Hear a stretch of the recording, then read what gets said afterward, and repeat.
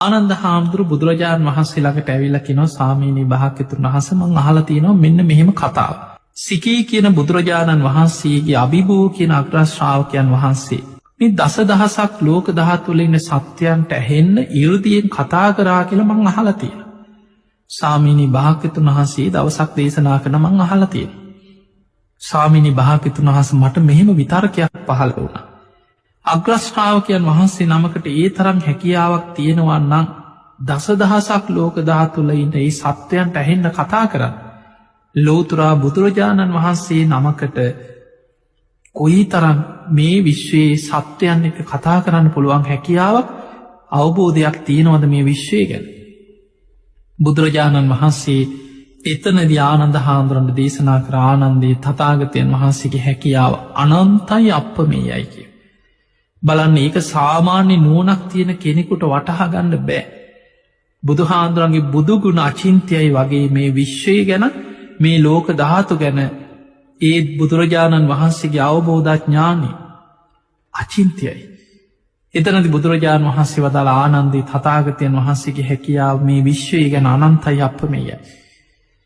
ආනන්ද හාමුදුරුවෝ දෙවනි වතාව අනේ ස්වාමීනී අපිට විස්තර කරලා කියලා දෙන්න. දෙවනි වතාවේ බුදුරජාණන් වහන්සේ වදාළ ආනන්ද තථාගතයන් වහන්සේගේ හැකියාව අනන්තයි අප්‍රමේයයි. තුන්වෙනි වතාවෙත් ආනන්ද හාමුදුරුවෝ ආයෙමත් අහනවා අනේ ස්වාමීනී අපිට තේරුම් ගන්න පුළුවන් හැටියට විස්තර කරලා කියලා දෙන්න.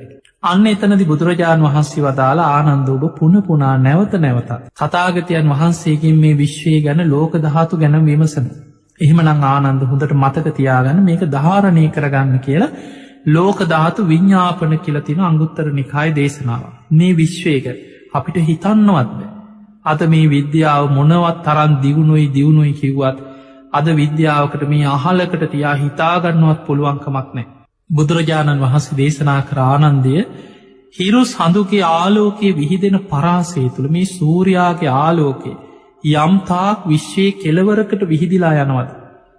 චන්ද්‍රයාගේ ආලෝකයේ යම්තාක් විශ්වයේ විහිදෙනවද. ඒ පරාසය තුළ සත්‍යයන් උපදින සත්ව තල 31ක් තියෙනවා කිය. සත්‍යයන් උපදින සත්ව තල ඒ අතර සතර අපායක් තියෙන. නිරය, තිරිසන් ලෝකයේ, ප්‍රේත ලෝකයේ, අසුර අපාය. සතර අපායක් තියෙන. මනුස්ස ලෝකයක් තියෙන. ඒ වගේම දිව්‍ය ලෝක 6ක් තියෙනවා. චාතු මහරජික ධාවතින්සේ යාමයේ තුසිතය නිම්මාන රති පරිනිම්මිත වසවත්ති. ඒ දිව්‍ය ලෝකවල ප්‍රමාණ පව අටුවාවල බුදුරජාණන් වහන්සේ විස්තර කරපු තැන්වලින් සඳහන් වෙනවා. මනුස්ස ලෝකේ ඉඳන් යොදුන් 42000ක් ඉහළ අහසකින චාතු මහරජික දෙව්ලෝ පිහිටලා තියෙනවා. මනුස්ස ලෝකේ ඉඳන් යොදුන් 84000ක් ඉහළ අහසේ තව්තිසා දෙව්ලෝ පිහිටන්. මේ හැම දිව්‍ය ලෝකෙකම පරතරයේ යොදුන් 42000 බැගින් පරතරයක් තුළ තමයි ඉහළ අහසේ මේ දිව්‍ය තල පිහිටලා තියෙන්නේ.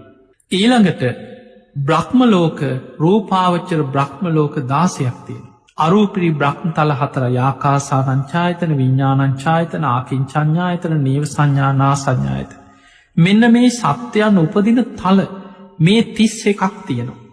අරූපී බ්‍රහ්ම තල 4යි, රූපාවචර බ්‍රහ්ම ලෝක 16යි, දිව්‍ය ලෝක 6යි, මනුස්ස ලෝකයයි, සතර අපායයි. මේ තල 31ම තියෙන්නේ සූර්යාගේ චන්ද්‍රයාගේ ආලෝක පරාසය තුළ කිය.